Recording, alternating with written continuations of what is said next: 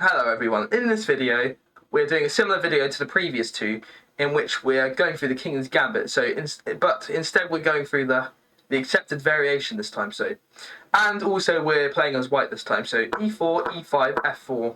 So we're now in the King's Gambit after the King's pawn opening, and from here it's the accepted variant, so the e captures on f4, and we're going to play knight to f3, and usually in this position black creates a pawn chain along this king side to defend this pawn so that it can be protected. So from here we have g5, and white is simply going to develop their pieces by playing c4. So it's a simple move, putting a lot of pressure on the square, as there can be moves such as knight to e5, which creates a strong attack, a fork, or you can play check. These are very strong moves in this position. So this pawn is under threat.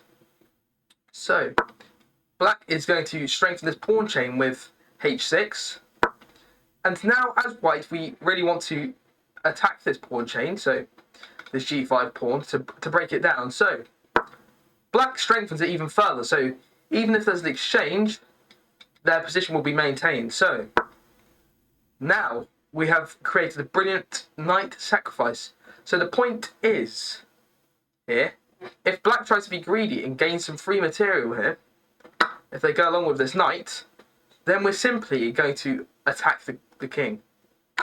So first, it's the mind-blowing queen to h5 with check. So we're going to lure the king out into the open. So after the king moves to e7, we're going to have queen to f7. Now the point is, this king has limited squares to go to, which is going to be d6. And from here, after this check on d5 from the queen, the king moves again, and it's a final move to finish the game, which is queen to e5 with check. As this whole e file is being covered, this square is being covered by the queen, and so is this square, and the bishop is controlling this light square diagonal. So let's go back into the position.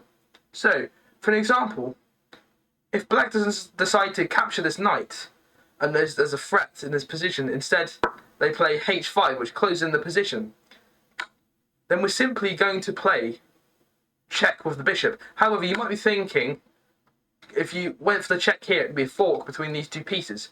However, you'd move, and then finally you would attack this knight, and it'd only be a 2-point advantage. But however, black already up a pawn, so it'd be a 1-point advantage, so it'd be quite pointless. So the check with the bishop on f7 is far more useful. And then we have e7 with the king to get the king out into the open. And we have check again once more. And if the king captures the knight, we're going to capture the rook. And if the king moves towards this knight on g7, we're simply going to bring out the queen onto h5, and this knight is defended with a strong position from white and a doubled up pawn chain from black. And the king is completely into the open with no ability to castle, as these pieces here are completely sleeping. So hopefully you've enjoyed this video. Please like and subscribe to the channel, and I'll see you in the next video.